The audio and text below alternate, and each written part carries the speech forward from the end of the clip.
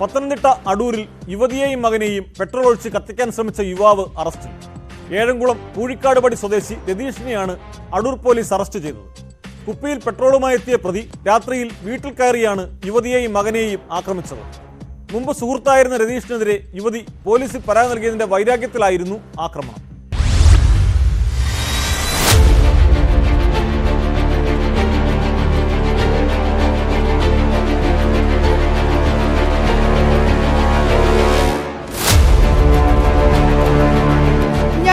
രാത്രി 8-നാണ് അടൂർ വയല സ്വദേശിനിയെയും മകനെയും പ്രതി രതീഷ് വീട്ടിൽ അതിക്രമിച്ചു കയറി മർദ്ദിക്കുകയും കയ്യിൽ കരുതിയിരുന്ന പെട്രോൾ ഇരുവരുടെയും ദേഹത്തൊഴിച്ച് കത്തിക്കുമെന്ന് ഭീഷണിപ്പെടുത്തുകയും ചെയ്തത്.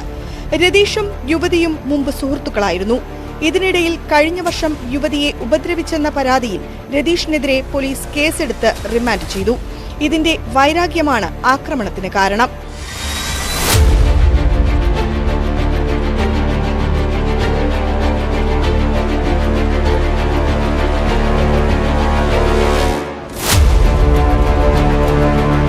കഴിഞ്ഞ ഫെബ്രുവരി 23 രാത്രി അടൂർ പറക്കോട് 110 kV വൈദ്യുതി ലൈനിന്റെ ടവറിൽ കയറി രതീഷ് ആത്മഹത്യാ ഭീഷണി മുഴക്കിയിരുന്നു.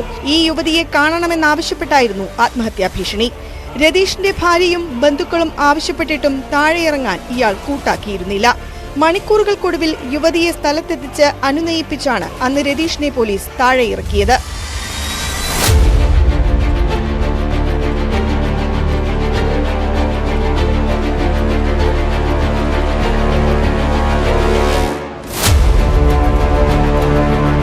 ന്യൂസ് 18 പത്തനംതിട്ട.